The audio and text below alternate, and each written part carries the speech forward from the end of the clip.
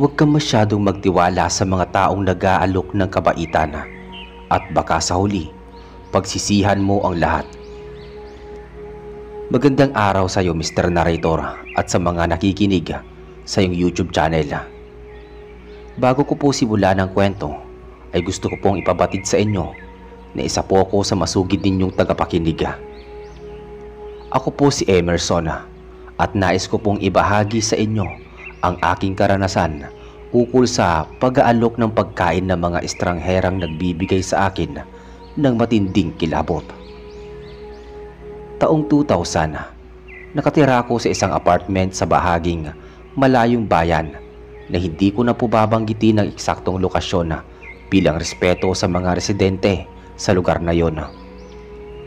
Meron akong nobya pero abala siya sa pagtatrabaho kaya madalang siyang nakakabisita sa akin.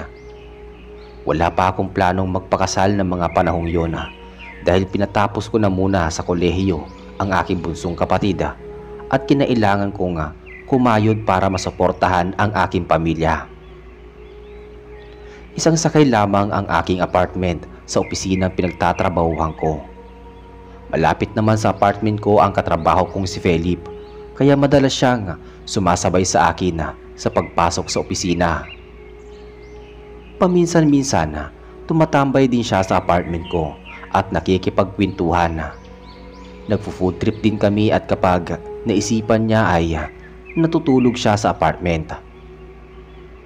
Wala namang kaso sa akin dahil matagal na kaming magkaibigan at parang kapatid na rin ang turing ko sa kanya. Kaya naman labas-masok na din siya sa aking apartment. Meron din siyang kasintahan na nakatira sa probinsya at tuwing naiisipan niyang mag-leave ay bumibisita at nagbabakasyon siya sa bahay ng kanyang nobya. Isang araw, may bago akong kapitbahay na umuupa din sa katabing apartment. Matanda siyang babae at mukha namang mabait kaso madalas siyang lumalabas tuwing gabi. Nakikita ko siyang lumalabas sa kanyang apartment at hindi ko na alam kung anong oras siya nakakabalik.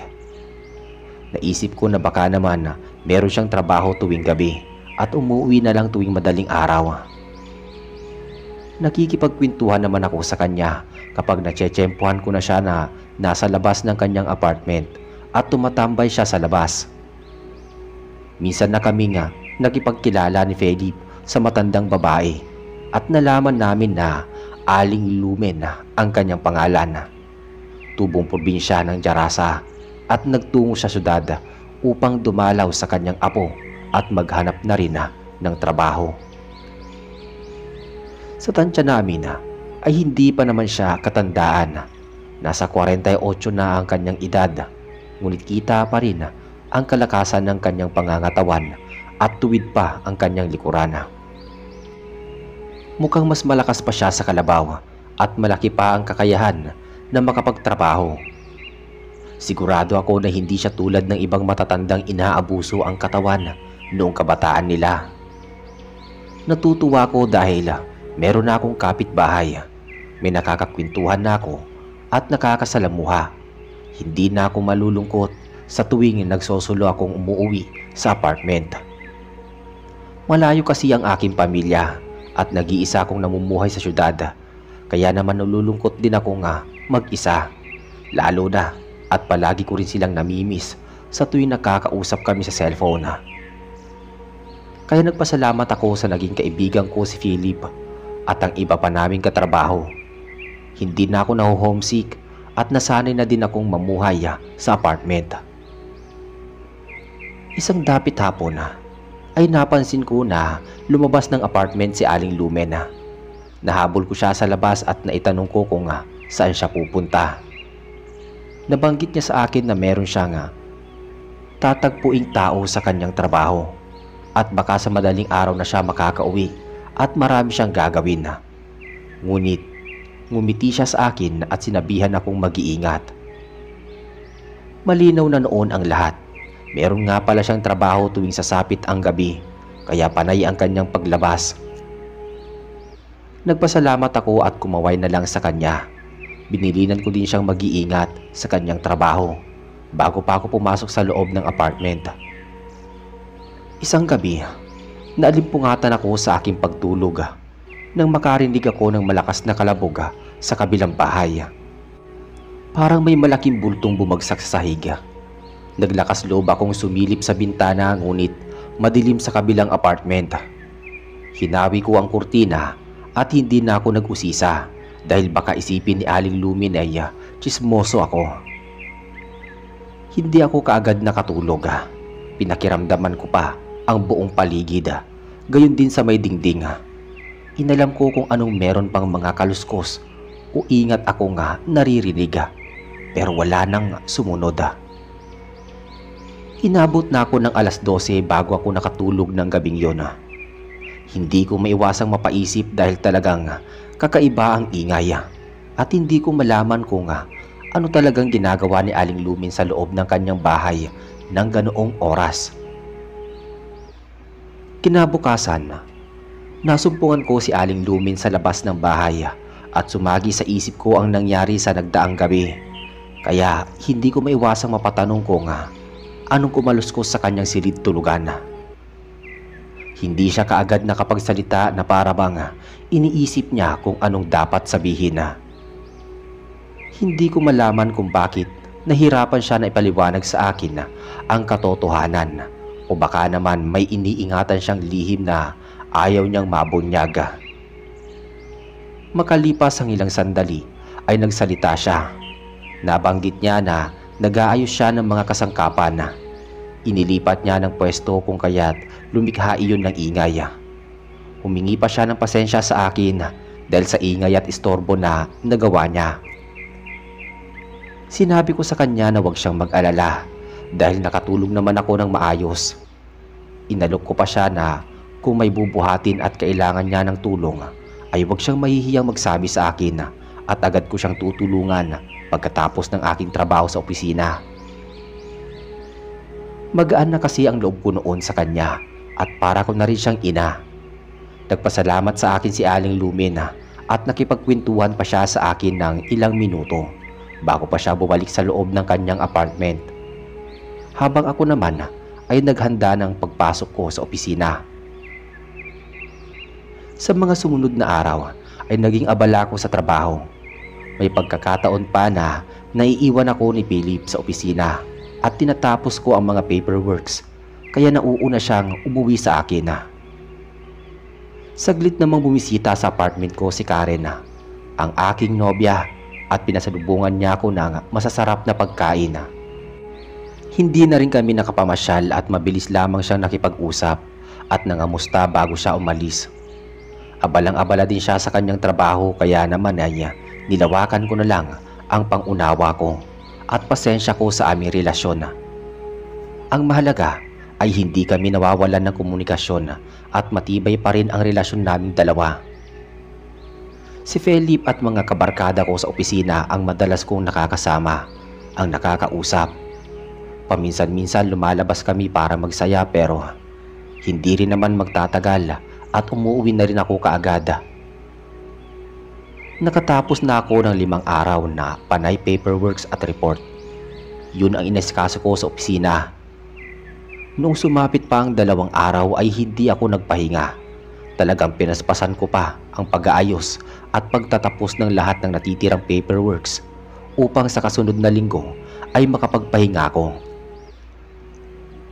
Lumipas ang 1 linggo at tinamaan ako ng sakit. Umuwi ako sa apartment at sinisipon, inuubo at inaapoy ng lagnat. Mukhang nasobrahan ako sa sipag sa trabaho at sa stress. Sunod-sunod din kasi ang aking overtime at ilang araw na din akong puyat. Hindi pa ako nakalabas noon ng apartment para bumili ng pagkain dahil nahihilo ako at sumasakit pa ang ulo ko. Medyo nangihina pa ang katawan ko. Trangkaso na yata ang kinahinatnan ko noon. Ayoko namang pumunta sa ospital at baka lumaki pa ang gastos ko. Sa kakaya ko pa naman ang katawan ko. Umikot ang aking paningin at mukhang hindi ko kaya magluto ng aking makakain. Kailangan ko ng makakasama na mag-aasikaso sa akin. Nasobrahan ako ng matinding pagod at puyat sa trabaho, kaya pinaparusahan ako ng sobrang pagtsatsaga ko na matapos ang gawain sa opisina. Humiga na muna ako sa kama at nagpahinga, subalit hindi pa man lang natatagalan ay may kumatok sa pinto. Naalerto ako at pinilit kong bumangon na kahit inaapoy ang aking pakiramdam at medyo umiikot ang aking paningin. Inakala ko na baka si Philip iyon at sigurado akong may dala siyang pagkain, kaya naman mabilis kong binuksan ang pinto. Ngunit laking pagtataka ko nang bumulaga sa harapan ko si Aling Lumen at may dala pa siyang isang mangkok na umuusok na lugaw. Nabanggit niya sa akin na nakasalubong niya sa daan si Philip at ipinabibigay nito ang lugaw para may makain ako at gumaling ang aking trangkaso.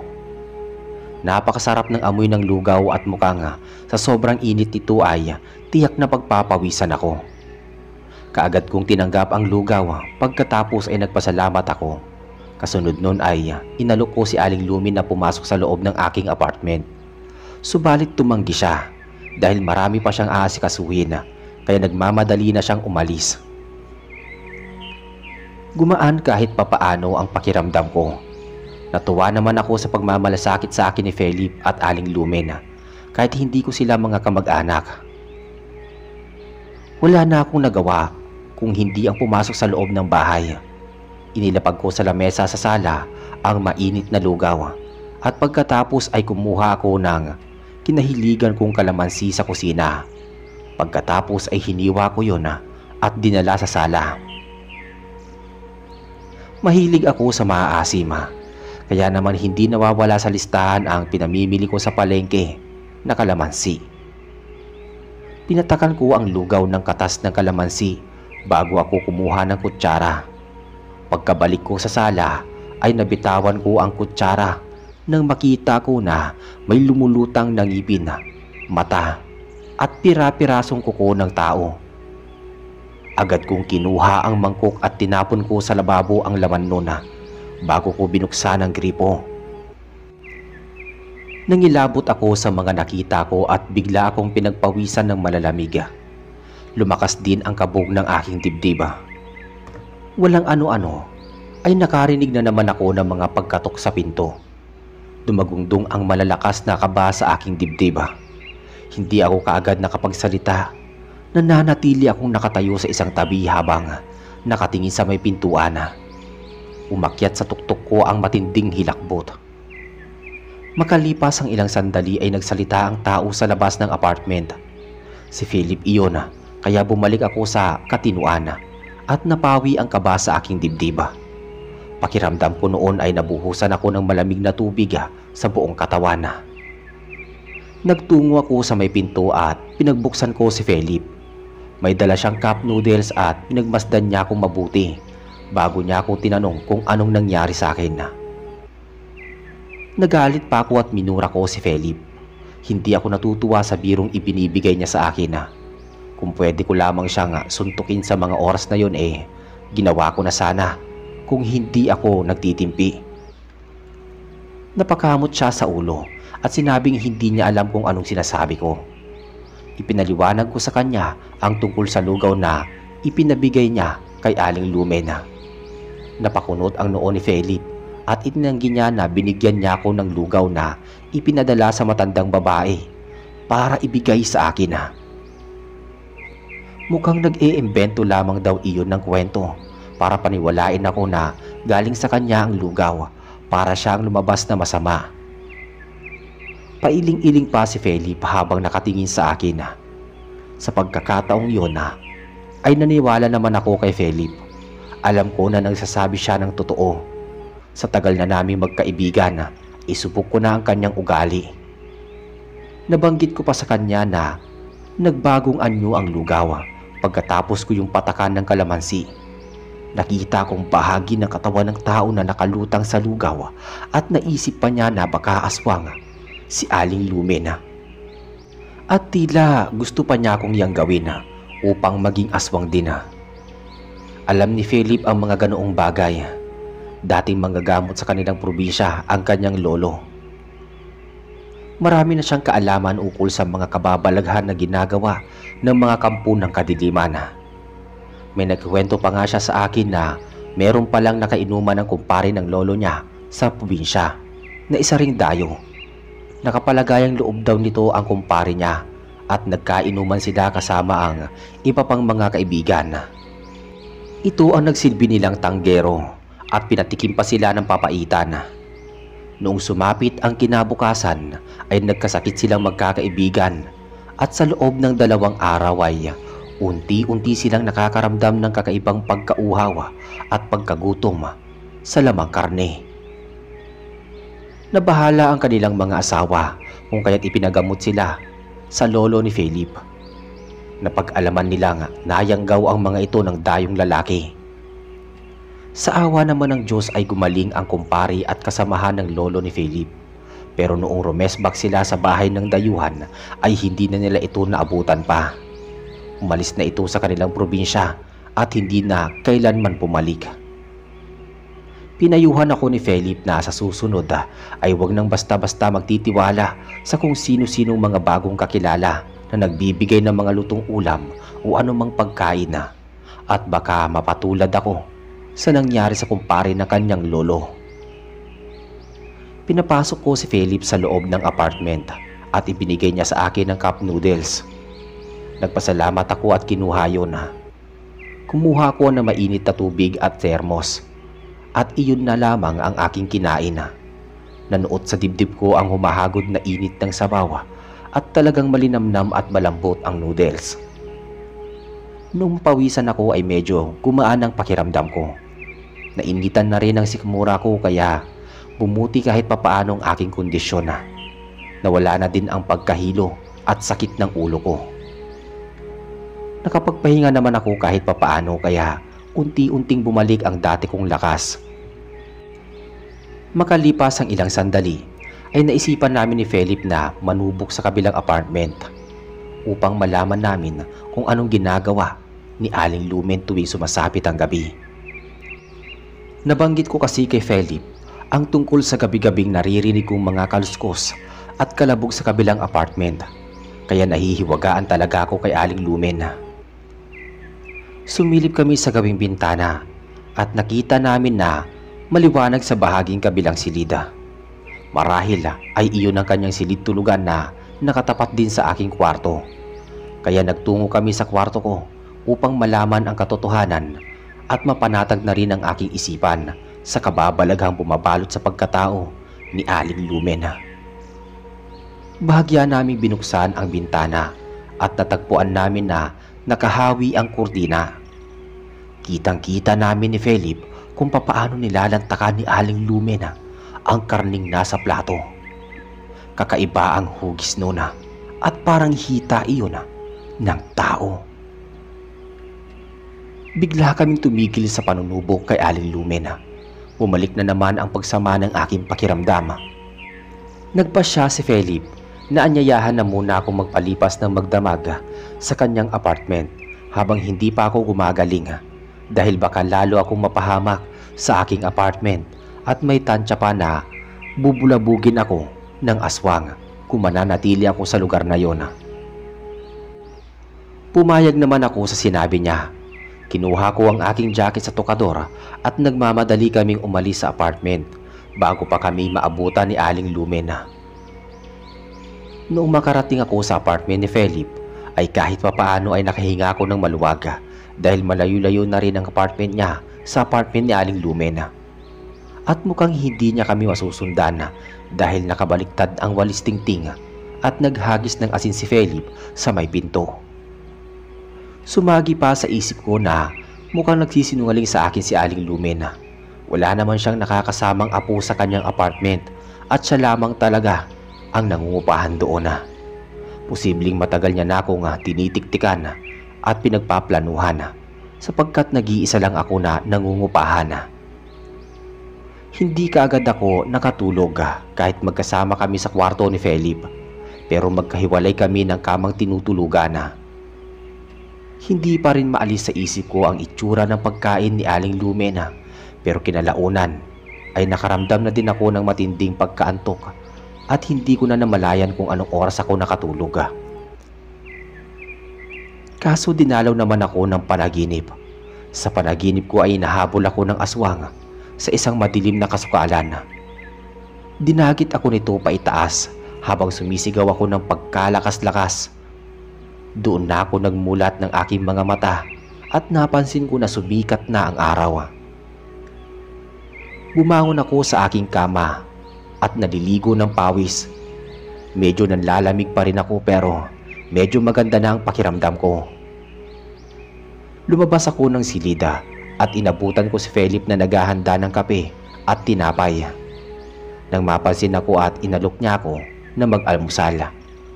Kinuwento ko sa kanya ang akin na panaginipan at nasabi niya sa akin na huwag ko iyong masyadong isipin dahil kung minsan ang panaginip ay kabaliktaran sa inaasahan. Tinanong pa niya ako kung maayos na ang pakiramdam ko at kung gusto ko na munang manatili sa kanyang apartment. Nabanggit ko na kaya ko nang bumalik sa aking apartment. Mabuti na lang at araw ng day off namin iyon. Sinamahan na muna ako ni Philip pabalik sa apartment. Kaya lang noong makarating kami sa hilera ng apartment ni Aling Lumen, ay nakita namin ang may-ari ng apartment na may kausap na mag-anak. Saglit kaming nakinig sa kanilang usapan at mukhang may bagong lilipat na naman na aming kabloke. Napako ang atensyon namin noong marinig namin ang pangalan ni Aling Lumen. Nagulat ako pagkarinig ko ng kanyang pangalan. Ayon sa may-ari ng apartment, kinausap siya ni Aling Lumen na maaga itong nagpaalam sa kanya, dala ang mga gamit niya. Dagdag pa nito na sasama na siya sa kanyang apo at doon na maninirahan sa mismong tinitirhan nito.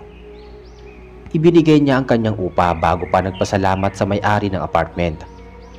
Noong mga oras na yon ay naisip ko na baka nag-alala si Aling Lumen sa kaligtasan niya, kaya minabuti niyang magtungo sa kanyang apo. Doon ay walang nakakaalam kung ano ang kanyang sikreto. Pabor naman sa akin at nakahinga na ako ng maluwag dahil nawalan na ako ng kapitbahay na aswang. Nakapalagayan ko pa ng loob ang mag-anak na bagong kapitbahay at paminsan-minsan ay binibigyan nila ako ng kanilang sobrang ulam. Sigurado naman ako na hindi sila mga aswang. Naikwento na rin nila sa akin kung saan sila nagmula, gayon din ang kapaligiran na nakasanayan nila. Kapag nagdidiwang naman ng kaarawan ang kanilang bunsong anak o iba pang miyembro ng kanilang pamilya, ay hindi nila ako nakakalimutang imbitahan. Naging karamay ko din sila sa oras ng pangangailangan at subok ko na talagang mapagkakatiwalaan ang kanilang pamilya. Kaya kahit malayo ang aking tunay na pamilya at nararamdaman ko naman sa aking kapitbahay, gayon din kay Norman na mayroong iba pang taong nagmamalasakit at nagmamahal sa akin. Lumipas ang ilang buwan at naghiwalay kami ni Karen, pero nananatili kami magkaibigan. Inakala ko na matatapos na ang kalbaryo ko sa aswang, ngunit hindi pa pala. Mas matindi pa pala ang susuungin kong pagsubok noong dumating ang panibagong empleyado sa opisina. Milagros ang kanyang pangalan at katulad ko ay wala pa siyang kasintahan, kaya madalas kaming pinagbibiro ng aming mga katrabaho. Noong una ay hindi ko naman siya pinagpapansin. Sinasakyan ko na lang ang mga biro nila sa aming dalawa.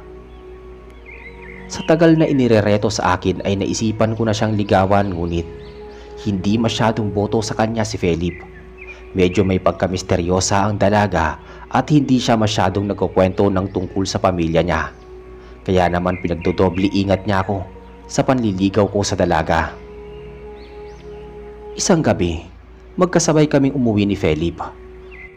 Naibalita niya sa akin na padating ang mag-anak ng kanyang tiyahin at kasama nito ang pinsan niya si Kayla. Gusto niya itong ipakilala sa akin at ereto na din dahil gusto na rin itong magkaroon ng kasintahan. Napatawa na lang ako at hindi ko na pinatulan ang kanyang mga sinabi. Noong dumako kami malapit sa aking apartment ay may biglang bumulagang malaking aso at sinugaban nito si Philip. Galit na galit ang aso at mukhang gusto siyang kagatin. Pero matapang si Philip, sinipa niya ang aso at tinamaan ito sa panga. Tumalsik ang aso sa isang tabi at pagkatapos noon ay kaagad itong kumaripas ng takbo. Gulat na gulat kami sa nangyari. Hindi naman siya nasaktan pero parang palaisipan sa amin ang biglaang paglitaw ng aso at kung bakit si Philip ang pinuntirya nitong atakihin. Kinabukasan pumasok kami sa trabaho at napansin ko na parang may sugat sa panga itong si Milagros. Bigla akong kinutuban pero hindi ako sigurado sa mga naiisip ko. Nagparinig si Philip na inatake kami ng aso.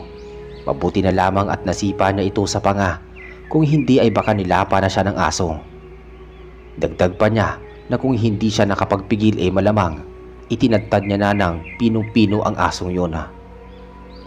Biglang nahagip ng paningin ko si Milagros at nakita ko na pasimple at mabilis niyang tinapunan ng masamang tingin si Philip bago pa siya sumulyap sa akin at nagpukol ng matamis na ngiti. Natigilan naman ako at dahil ayoko mapahiya si Milagros ay minabuti ko na lamang siyang bigyan ng masigla at matamis ding ngiti. Noong matapos na ang oras ng aming trabaho ay kinakantsawan ako ng aking mga katrabaho ukol sa nalalapit kong kaarawan. Biniro pa ako ng katrabaho kong si Gino na kailangan ko nang magkaroon ng kasintahan bago pa ako madagdagan na isang edad. Bilis-bilisan ko na daw ang panliligaw kay Milagros bago pa siya masungkit ng iba. Bigla namang sumabat sa usapan si Philip at nabanggit niya na balak niya na akong paligawan sa kanyang pinsan dahil gusto na rin itong magkaroon ng kasintahan. Napalingon ako kay Milagros at mukha siyang napahiya kaya medyo napayukod siya bago siya bumalik sa kanyang desk at tahimik na nagsasaayos ng mga folders. Sa isang banda ay naawa ako sa kanya. Halatang halata na ayaw sa kanya ni Philip at prangkahan pa nito nga ipinagtutulakan sa akin ang kanyang pinsan. Inilihis ko ang aming usapan at napunta na naman kay Milagros ang paksa. Nabanggit ko kay Philip na napansin ko na may sugat sa panga si Milagros. Parang nakakatugma iyon ng pagkakasipa ni Philip sa asong kamuntik ng kumagat sa kanya. Sumang-ayon naman si Philip dahil nakita niya ang reaksyon ni Milagros matapos marinig ang mga pahayag niya noong nasa opisina sila. Hindi ito mapalagay at mukhang may kinakatakutan kaya lalong lumalakas ang suspecha ni Philip na talagang isang aswang itong si Milagros. Ayoko namang mangusga hanggat wala akong nakikitang matibay na ebidensya na magpapatunay na isa nga itong aswang.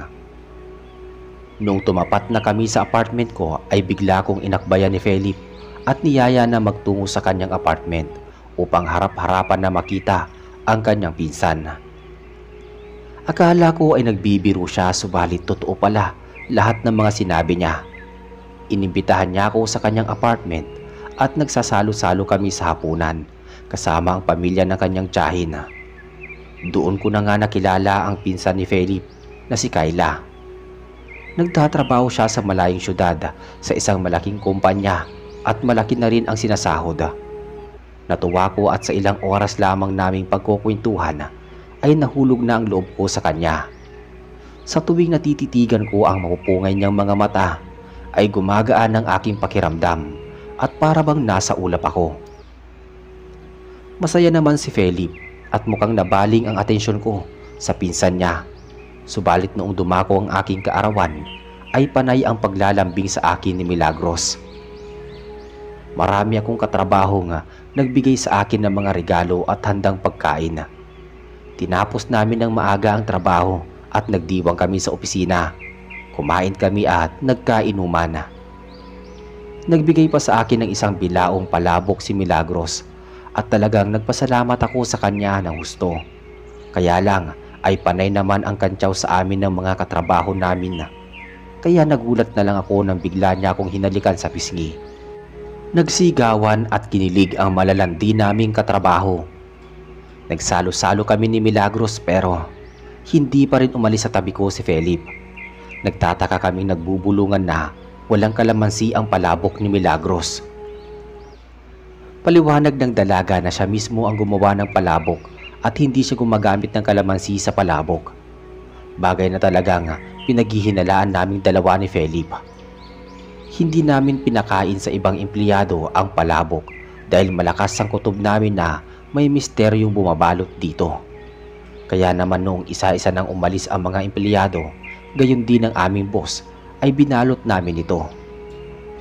Nagtaka naman si Milagros kung bakit iuuwi namin ang palabok at mukhang hindi namin iyon na pinakain sa mga empleyado.